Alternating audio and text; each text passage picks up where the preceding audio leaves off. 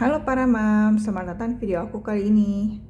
Hari ini aku mau share perlengkapan bayi yang dibutuhkan para ibu-ibu yang akan melahirkan. Sebelumnya, like ya di bawah, terus subscribe, nyalain loncengnya, dan share video aku ya. Siapa tahu ada teman-teman ibu yang membutuhkan pengetahuan untuk apa aja perlengkapan-perlengkapan yang dibutuhkan ibu ataupun bayi ketika akan melahirkan. Oke, aku mulai ya. Di sini ada stagen. Ini sebagai contoh aja. Aku pakai gurita ibu, itu ada tali-talinya diikat. Itu membantu banget perut aku yang kram ketika baru habis melahirkan. Aku melahirkan secara operasi. Jadi ada rasa nggak nyaman di perut gitu. Aku nggak langsung pakai stagen ya. Aku pikirku itu kencang banget kalau stagen, jadi aku pakai yang gurita ibu. Di video-video aku lainnya, di situ ada dijelasin perbedaan antara gurita, stagen, korset, ada beberapa ya di review aku lainnya. Bisa dilihat ya videonya. Lalu di sini ada pembalut, karena setelah baru habis melahirkan itu ada darah nifas yang masih keluar ya, jadi butuh pembalut. Terus juga ini pembalut biasa, ada juga pembalut yang khusus ibu habis melahirkan ya. Di sini aku pakai pembalut yang daya tampungnya cukup banyak tuh. Bisa juga ibu membeli CD yang dari kertas gitu yang sekali pakai ya, soalnya di rumah sakit ribet ya kalau masih harus cuci CD gitu ya. Jadi cara dalam kertas itu juga bolehlah dipakai itu, biar sekali pakai langsung buang, sekali pakai langsung buang, jadi nggak ribet cuci-cuci. Lalu di sini aku di sini dulu ya. Ini ada kain, ini buat nutupin ibu dan bayi ketika menyusui, jadi biar nggak kelihatan gitu kan, malu. Jadi lebih sopan juga kan. Nah, jadi pilih kainnya gini yang sebaiknya yang nyaman ya, lembut gitu, nggak panas. Karena kalau misalkan suhu udara di sekitar ibu itu panas, terus nggak ada AC, ibu menyusui, terus badan ibu juga tertutup kain, bayi juga tertutup kain, aduh panasnya minta ampun. Jadi cari bahan yang nyaman ya. Tuh, ini ada plastik penampung ASI. Ini ada namanya, ada milinya, ada tanggal dan jam dan waktu. Sini ada ukuran milinya. Di sini juga ada sealnya. Jadi kalau ibu-ibu ASInya banyak, terus bayi masih tidur, belum mau disusuin, jadi ya ASI kan harus dikeluarin.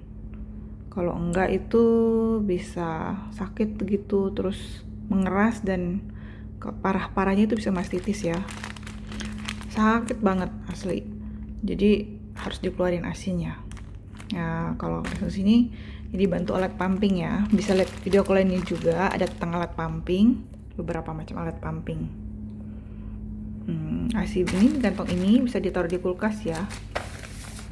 Jangan dibiarin di luar, nanti cepat rusak ASInya. Lalu sini ada ini suntikan yang ujungnya dipotong. Ini bisa untuk membantu kalau ibu-ibu bayinya nggak bisa mengisap susu ya, nggak bisa mengisap ASI. Jadi mungkin problemnya ada yang puntingnya tenggelam, Jadi pakai alat ini untuk menariknya keluar, supaya bayi bisa mendapat putingnya untuk isap. Jadi pakai alat ini untuk narik. Agak sakit sih memang, itu ya butuh perjuangan sih memang buat ibu-ibu yang mau menyusui bayi secara langsung ya. Bisa juga ASI juga itu belum langsung keluar, bisa disimulasi pakai alat pumping. Jadi dimasas dulu, dimasas 10 menit, 5-10 menit, baru dirangsang untuk disedot gitu. Biasanya ibu harus melahirkan juga itu ada ASI yang warnanya kuning. Nah, itu bagus katanya buat bayi. Nah, di sini ada ini suntikan lebih kecil. Kalau ASI ibu masih sedikit, ASI nggak boleh, sebaiknya kalau bayi baru lahir jangan dikasih lewat dot dulu ya. Ada lebih baik minum langsung. Kalaupun enggak, ditampung di ini dulu, dikasihin ke mulutnya bayi. Jangan menggunakan dot ya. Kalau bayi sudah menggunakan dot, dia sudah merasa enak dan nyaman dengan dot, dia malas mau ngisap, mau kerja mulutnya untuk ngisap gitu. Jadi ini dikasih ke mulutnya gitu, ASI taruhin ke mulutnya. Atau kalau masih susah atau tumpah-tumpah, bisa pakai pipet, sebenarnya lebih gampang. Biasanya di dalam kotak obat bayi itu bisa ada pipet, yang ujungnya karet, itu buat nyedot baru dikasih ke mulut bayi ASInya. Ini juga waktu itu cuma ada ini, jadi susternya kasih ini suntikan, jadi nyedot gitu, narik ASInya baru dikasih ke mulutnya bayi. Ini juga ada sambungan puting ya namanya.